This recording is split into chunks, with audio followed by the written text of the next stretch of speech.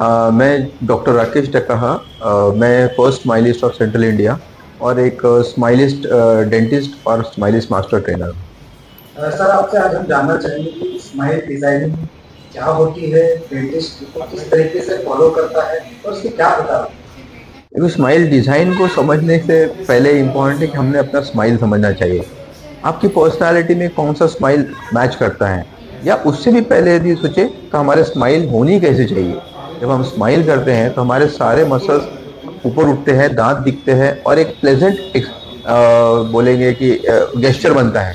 Right. तो ये जो प्रेजेंट गेस्चर होता है, यह हमारे सारे फेस की जो मसल्स होती है वो उठा के लेके आती है। लेकिन हमारी स्माइल में भी एक ग्रहण लग जाए कि कोई मसल उठ रही है और कोई नहीं उठ रही है, तो हमने अपनी स्माइल को करेक्ट करने की या डिजाइन करने की बात सोचनी चाहिए। तो इसमें सबसे इंपॉर्टेंट रोल प्ले करता है हमारा नीचे का जॉ। यदि मैं हमेशा बोलता हूं कि हमारा जो नीचे का जॉ है, ये हमारे स्माइल में इंपॉर्टेंट रोल इसलिए प्ले करता है क्योंकि यदि जॉ किसी भी कारण से एक साइड चला जाए, तो हमारे एक साइड की मसल्स स्पाज्म में जाती है, एक साइड की पुल में रहती है, और इसकी वजह से हमारा जो स्माइल है वो इम्बैलेंस हो जाता है। और अधिकतर लोग बोलते हैं कि मेरे दांत बाहर आने लग गए हैं क्योंकि जबान अंदर से धक्का मार रही है। किसी का आधा होंठ ऊपर दिखता है, आधा दांत दिखते नहीं है, होंठ में इम्बैलेंस होता है, नाक टेढ़ा हो जाता है घूम के इस तरह से, या आंखें बड़ी छोटी होने दिखने स्टार्ट हो जाती है। तो ये सब चीज कहीं ना कहीं स्माइल डिजाइनिंग का एक पार्ट में आता है। अब रही बात स्माइल को डिजाइन कैसे करना।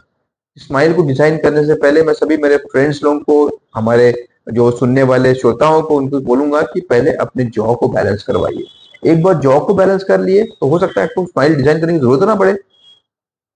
जी सर, इसका प्रोसेस क्या होता है? क्या स्माइल डिजाइन करते समय ये दर्दनाक होता है या इसमें दर्द होता है? नहीं नहीं नहीं, ये कंप्लीटली नॉन सर्जिकल प्रोसीजर है, जिनमें कोई चीर फाड़ वगैरह नहीं होती है, कोई सर्जरी नहीं होती है। जैसे कि देखिए, मैं तो स्माइलिस्ट हूँ और डिटेली स्माइल डिजाइन करता हूँ। तो इसमें हम लोग क्या करते हैं कि जिस तरह से मैं बोल रहा हूँ कि देखिए, अभी तक ये कैसा है कि हमने आज तक स्माइल डिजाइन के लिए बात की है तो अक्सर सिर्फ दांत की बात करते हैं। मैं दांत के अलावा उसके साथ जो जॉ है, जॉ बोन है, बोन के साथ उसके एसोसिएटेड मसल्स है, ये भी साथ साथ बैलेंस में आएंगी, तो आपकी स्माइल बहुत खूबसूरत नजर आएगी। तो उसको सबको ध्यान में रख के स्माइल को डिजाइन करना है, और ये कम्प्लीटली नॉन सर्जिकल प्रोसीजर है। सर बहुत सारे लोगों के मन में मंशा होते हैं कि यार किसी भी प्रकार की सर्जरी कराओ या कुछ ऐसा कराओ तो उसके साइड इफेक्ट बात नहीं करके आ सकते। क्या स्माइल डिजाइनिंग में होने के बाद साइड इफेक्ट का चांसेस रहते हैं या कुछ होता है? नहीं नहीं, ऐसा कुछ भी नहीं है। स्माइल डिजाइन करने के बाद में एक सिंपल सा कैसा है कि आपके दांत के ऊपर की पर्टिकुलर लेयर, जैसे आप नेल पेंट लगाते हैं तो नेल्स को कलर करते हैं या फिर नेल्स को लंबा करते हैं, तो कोई आर्टिफिशियल चीज ऊपर से लगाते हैं और उसको सील कर देते हैं। यदि दांतों में गैप है या दांत में क्राउडिंग है, तो उसको हम लोग करेक्ट करते हैं और उसको बैलेंस करते हैं कि कितना आपका दांत दिखेगा, जबड़ा किस लेवल पे रहेगा, लेवल ऊपर नीचे तो नहीं जाएगा, दांत बाहर तो नहीं आएंगे, या बाहर वाले दांत अंदर कैसे जाएंगे। ये सारे चीज को हम लोग करते हैं यूजुअली। तो कुछ दांत को घसना पड़ता है या कुछ दांत को भरना पड़ता है। यदि गैप्स है तो भर के करते हैं, और गैप्स नहीं है तो दांत को घस के करते हैं। और उस तरीके से दांतों को, जो गोल्डन रेशो हम लोग बोलते हैं, उस रेशो में लेके आके दांत को इक्वल प्रोपोर्शन में डिस्ट्रीब्यूट करते हैं, ताकि जब आप स्माइल करें तो आपके सब दांत एक इक्वल लेवल पे दिखे और आपकी स्माइल प्लेजेंट दिखे। मतलब ये सिर्फ डेंटिस्ट है, प्रोसीजर है जी। या फिर इसमें कुछ होठों की सर्जरी ऐसा कुछ होता है? नहीं, होठों में यदि प्रॉब्लम है तो फिर होठों को भी करेक्ट करते हैं। अधिकतर मेरे जो पेशेंट्स होते हैं, कुछ लोग बोलते हैं कि सर हमारे मसूड़े भी नीचे बहुत ज्यादा दांत को ढक के रखते हैं, जिसको हम लोग यूजुअली गमी स्माइल बोलते हैं। दांत कम और मसूड़े ज्यादा दिखते हैं।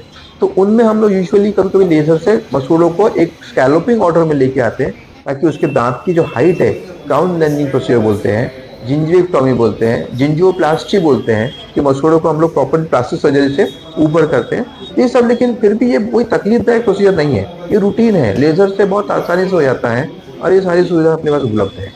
आमतौर पर आम लोग सोचते हैं कि यार ये स्माइल डिजाइनिंग तो सिर्फ सेलिब्रिटी लोग कराते हैं, हमने करा के क्या कर लेंगे, या इसको कराने के बाद आपका चेंजमेंट होना जरूरी है, या किस तरीके से अगर ये कराते हैं आम लोग भी तो इस तरह से अगर अपन बात की जाए आप जब तक बजट की या खर्चे की, तो किस तरीके से ये आसान होता है, किस तरीके से आप लोगों को करा भी सकते हैं और किस तरीके से उसमें जी, खर्चे का कुछ? देखिए, मैं हमेशा बोलता हूँ, कायनात में सबसे खूबसूरत चीज है तो वो है आपकी स्माइल, आपकी मुस्कान। इस पे कभी ग्रहण नहीं लगना चाहिए। ये ठीक है, हर जैसा हर वाद्य से एक सुर निकलता है और हर सुर सुरीला होता है, प्रोवाइडेड वो लय में हो, राइट। तो इसी तरह से हर इंसान की स्माइल खूबसूरत होती है, लेकिन उसको हम लोग और बेहतर कर सकते हैं। और वो बेहतर करने के लिए, जैसे आप बोल रहे हैं कि दर्दनाक, तो ये बिल्कुल नहीं है, बिल्कुल भी नहीं है, एब्सोल्युटली पेनलेस, राइट। मैं पिछले 28 साल से प्रैक्टिस कर रहा हूँ, लेकिन मैंने अभी तक अपने पेशेंट्स को कभी दर्द नहीं दिया। रही बात एक्सपेंसेस की, एक्सपेंसेस भी बहुत ज्यादा नहीं है। मतलब मैं तो बोलता हूँ कि लोगों को कि भाई सोने का रेट बहुत बढ़ रहा है, वो 1 तोला सोना ना देते हुए अपने स्माइल को इम्प्रूव कर लीजिए, तो आपके जो व्यवहार में बहुत बदलाव आ जाएगा। आपका सोने की अंगूठी कोई शायद देखा ना देखे, लेकिन आपकी स्माइल जरूर देखेंगे। बात की जाए डॉक्टर राकेश डाका क्लिनिक की, तो किस तरह के अपने क्लिनिक में सुविधाएं उपलब्ध है स्माइल डिजाइनिंग को लेकर, डेंटिस्ट या किसी प्रॉब्लम को लेकर, किस तरह की सुविधाएं नई टेक्नोलॉजी के साथ? जी, जैसे कि मैंने आपको बताया कि मैं सेंट्रल इंडिया का पहला स्माइलिस्ट मास्टर हूँ। मेरा मास्टर कोर्स हंगरी से हुआ है। तो मैं चाहता था कि हमारे नागपुर में, खास करके नागपुर में जो सेंट्रल इंडिया है, यहाँ पे यूके यूएस में जो सुविधाएं उपलब्ध होती है, आज जो अरबोपति लोग हैं नागपुर के, वो नागपुर में शायद ट्रीटमेंट नहीं करवाते हैं। या हमारा आम आदमी जो है, वो उसको वो सुविधाएं नहीं मिल पाती है। तो ये सेंटर मैंने इसी उद्देश्य से शुरू किया है कि हर इंसान, आम हो या खास, जो मुस्कान है उस पर सभी का हक है, जो स्माइल है उस पर सभी का हक है। ये सभी चीज इन सबको मिलनी चाहिए।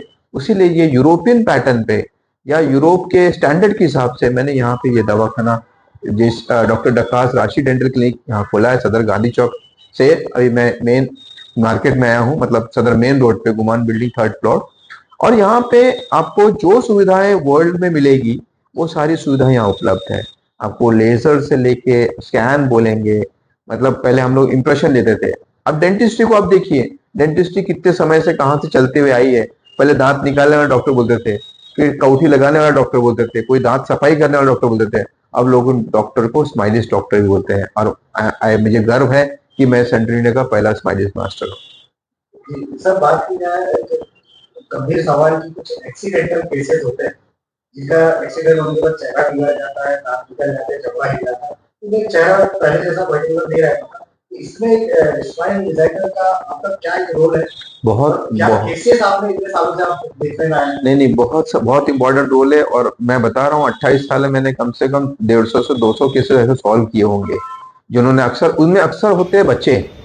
बच्चे आते हैं, वो दांत गिर गया, दांत टूट गया, तो बच्चे लोग इंट्रोवर्ट हो जाते हैं। उनके दांत टूटने की वजह से उनको जो मानसिक क्षति होती है वो बहुत ज्यादा होती है, कि बाकी बच्चे उनके ऊपर हंसेंगे और कैसा बोलेंगे, क्या करेंगे। तो वो धीरे धीरे हंसना बोलना धीरे धीरे कम कर जाते हैं और इंट्रोवर्ट हो जाते हैं। तो ऐसे बच्चों के लिए ये स्माइल डिजाइनिंग एकदम संजीवनी बूटी का काम करती है। मतलब उसको जैसा स्माइल आपने बना के दिए, अधिक, मेरे पास में एक बच्चा आया था, आई थिंक कार्टो रोड में कहीं एक्सीडेंट हो गया, गिर गया और उसका दांत गिर गया। तो उसके फादर उसको लेके आए और उन्होंने मुझे बोला था इसका दांत गिर गया। वाला दांत कहाँ है? जैसे हमने ढूंढा ही। मतलब आप देखिए, यदि मिलता है तो बहुत अच्छी बात है। तो उन्होंने ढूंढ के उस दांत को लेके आया। मैंने दूसरे दिन उसी दांत को साफ करके इम्प्लांट में, मतलब वापस डाल दिया, तो वो दांत उसके शरीर का हिस्सा बन गया वापस से। तो उसका ओरिजिनल दांत, ना कि इम्प्लांट, उसका ओरिजिनल दांत को री इम्प्लांट करना, ये भी स्माइल डिजाइनिंग का एक पार्ट हो जाता है। और ऐसे टूटे हुए दांत, गिरे हुए दांत, पीले दांत, दांतों में स्टेन्स आ जाते हैं जो, या जो लोग फ्लोराइड के स्टेन्स, मतलब अधिकतर हमारे जो परिजन हैं जो एमपी यूपी से आते हैं, या स्टील जहाँ पे ज्यादा बनता है, आयरन ज्यादा होता है, वहाँ पे दांतों के ऊपर में लेयर जम जाती है, दांत पीले या रेडिश पीले दिखते हैं उनके दांत। तो ऐसे लोगों के लिए स्माइल डिजाइन एक संजीवनी बूटी से कम नहीं है। लास्ट में सर आपसे पूछना चाहेंगे कि स्माइल डिजाइनिंग को लेकर क्या एक आम लोगों के लिए आप कुछ और आपको देना चाहेंगे, क्या कुछ कहना चाहेंगे? देखिए, आप सभी की स्माइल बहुत सुंदर है, लेकिन इसको और सुंदर और सटीक बनाना है आपको। लेकिन मैं हमेशा बोलता हूँ, क्योंकि मैं स्माइलिस्ट डेंटिस्ट, आपने अपने समय में गाड़ी की व्हील अलाइनमेंट बैलेंसिंग सुनी होगी। ये कब की जाती थी? जब गाड़ी को आपको मैक्सिमम स्पीड भगाना है और उससे परफॉर्मेंस लेने का है। यदि आपको अपनी स्माइल डिजाइनिंग डिजिटली करना है, तो आपको मसल्स को बैलेंस करना पड़ेगा और अपनी बॉडी के पोस्चर, जिसमें बॉडी के पोस्चर में भी चेंज होता है, आपका पोस्चर स्ट्रेट होता है और आप मैक्सिमम परफॉर्मेंस दे सकते हैं। आप स्माइल से दुनिया जीत सकते हैं और अपने आप जिंदगी को और बेहतर बना सकते हैं।